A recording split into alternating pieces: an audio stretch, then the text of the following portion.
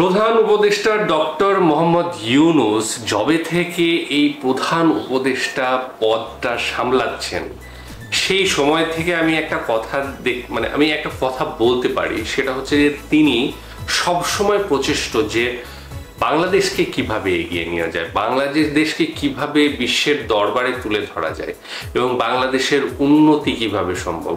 তো সেই পদক্ষেপ কিন্তু তিনি প্রতি মুহূর্তে নিচ্ছেন এবং আমি যবে থেকে তিনি এই প্রধান উপদেষ্টার ভার গ্রহণ করেছেন তখন থেকে বিনিদ্রভাবে একটা ভালো কিছু করার চেষ্টা এবং বাংলাদেশের ইউথদের জন্য, মানুষের জন্য কিছু করার একটা চেষ্টা কিন্তু তার মধ্যে বরাবর লক্ষ্য করা গিয়েছে। সেটা যেভাবেই হোক আর যে পন্থাতেই হোক। তো আজকে যে ভিডিওটা আমরা দেখব সেটাই আরেকটা তার যে প্রচেষ্টা, তারই ফলাফল।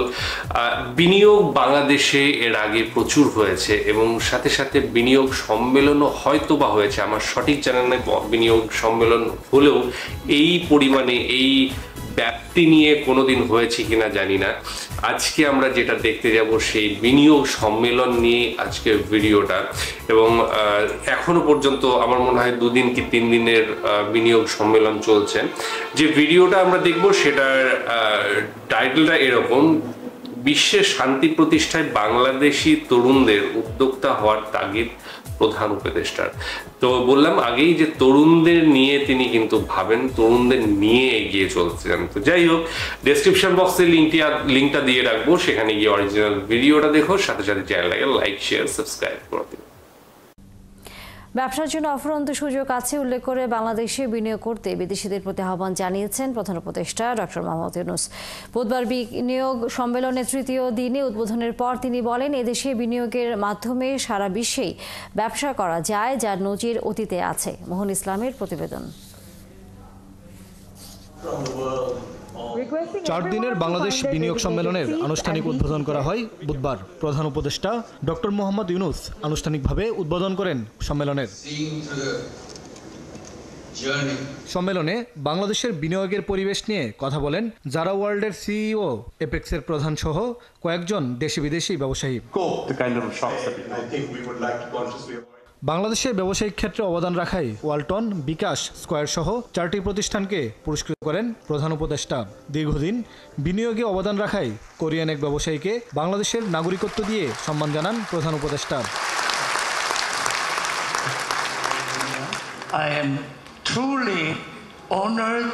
বাংলাদেশের নাগরিকত্ব পেয়ে আমি আনন্দিত। আমি নিজেকে বাংলাদেশের, বিশেষ করে চট্টগ্রামের নাগরিক হিসেবে ভাবতেই ভালো লাগছে।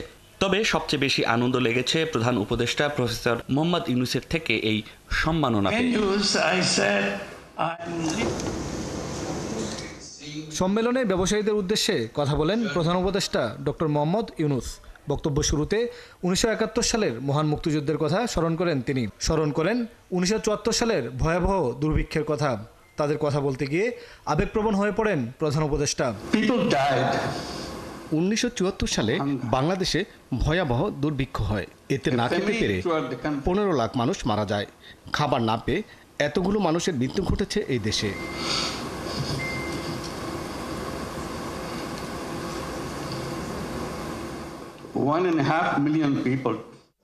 দুনিয়া বদলাতে চাইলে ব্যবসা সবচেয়ে শক্তিশালী কাঠামো বলে মন্তব্য করেন ডক্টর মোহাম্মদ ইউনূস। এ সময় তিনি তরুণ উদ্যোক্তাদের আরও বেশি এগিয়ে আসার আহ্বান জানান। নতুন বিশ্ব গড়তে এখন থেকেই উদ্যোগ নেয়ার পরামর্শ দেন। তরুণরা শুধু চাকরির পেছনে না দৌড়ে উদ্যোক্তা হয়ে ওঠো, এতে দেশও নিজের উন্নতি হবে। বাংলাদেশে বিনিয়োগ করে সারা বিশ্বের অর্থনীতিতে অবদান রাখা যাবে বলেও জানান প্রধান উপদেষ্টা। বাংলাদেশে দারুণ দারুণ আইডিয়া আছে। এখানে বিনিয়োগের অফুরন্ত সুযোগও আছে। এখানে বিনিয়োগ করে টাকা আয়ের পাশাপাশি শান্তিও পাওয়া যায়।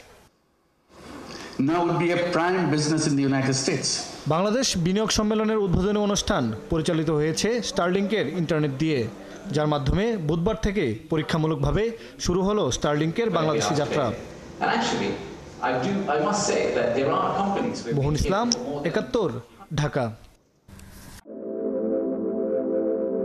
আচ্ছা, ডক্টর ইউনূসের আমার সবচেয়ে বেশি যেটা ভালো লাগে, তিনি নতুনদের অনেক উৎসাহ দেন এবং নতুনদের এগিয়ে আসার কথা বলেন, ইউথ যারা তাদেরকে এগিয়ে আসার কথা বলেন এবং সাথে সাথে দেশকে এগিয়ে নিয়ে যাওয়ার জন্য যে ইউথ কিভাবে পথপ্রদর্শক হতে পারে সেটা কিন্তু তিনি বারবার উচ্চারণ করেন, বারবার বলেন, প্রত্যেকটা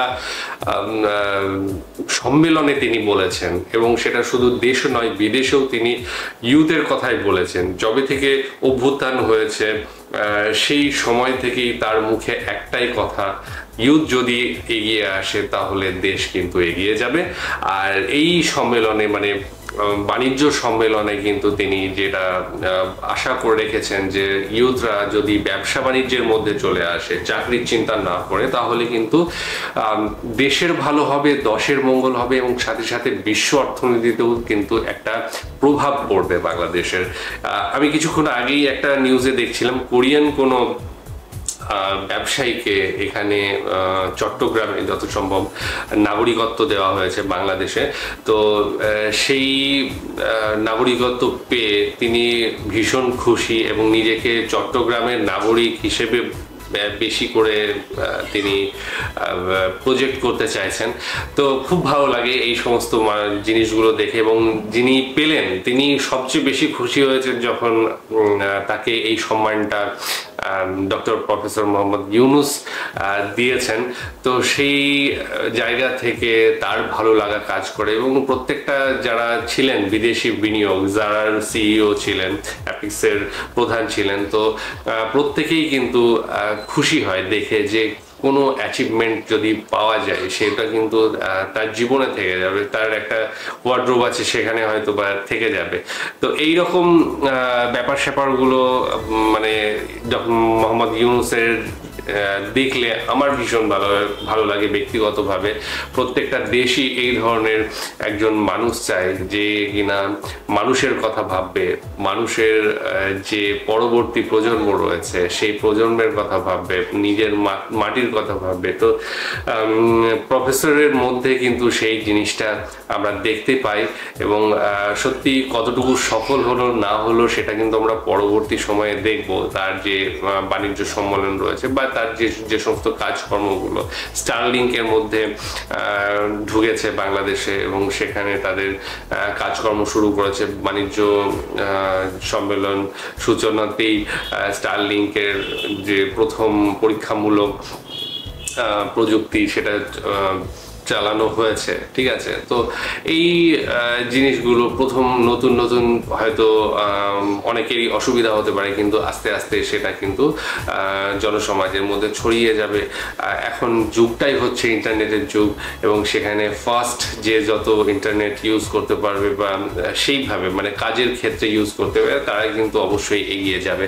তো ভালো লাগলো এই ধরনের সম্মেলন প্রত্যেকটা দেশেই হয় এবং প্রত্যেকটা জাতির ক্ষেত্রে তাদের যে ইউথ রয়েছে তারাই কিন্তু মেরুদণ্ড হিসেবে কাজ করে। আজকে বাংলাদেশের ইউথ কিভাবে এগিয়ে আসছে প্রত্যেকটা সময় আমরা আমি যদি বলি যে হয়তো প্রতিদিনই একটা করে আন্দোলন আমরা দেখছি বাংলাদেশে, এখনো দেখছি। বরঞ্চ আমি তখন যে আগস্টের সময়ে যে আন্দোলন হয়েছিল সেটা বিরাট আকারে হয়েছিল, তারপর থেকে কিন্তু আন্দোলন থামেনি। প্রত্যেকটা জিনিসের জন্যই আমরা বারবার আন্দোলন দেখছি এবং সেটা ছাত্ররা এসে স্কুল কলেজ থেকে এসে কিন্তু এই আন্দোলন পরিচালনা করছে এবং স্কুল কলেজ করে এসে তারা এই যে আন্দোলন করছে তার একটা যে এফেক্ট সেটা কিন্তু অবশ্যই করছে।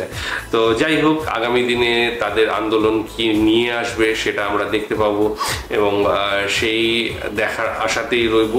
আশা করছি ভালো কিছু হবে। আর আজকের ভিডিও সম্বন্ধে তোমাদের কি মতামত রয়েছে অবশ্যই জানিও। ডেসক্রিপশন বক্সে লিঙ্ক দিয়ে রাখবো, সেখানে গিয়ে অরিজিনাল ভিডিওটা দেখো। আজকের মতো এখানেই শেষ করছি। আগামী দিন আবার আসছি অন্য কোনো ভিডিও নিয়ে। ততক্ষণের জন্য স্টে টিউনড।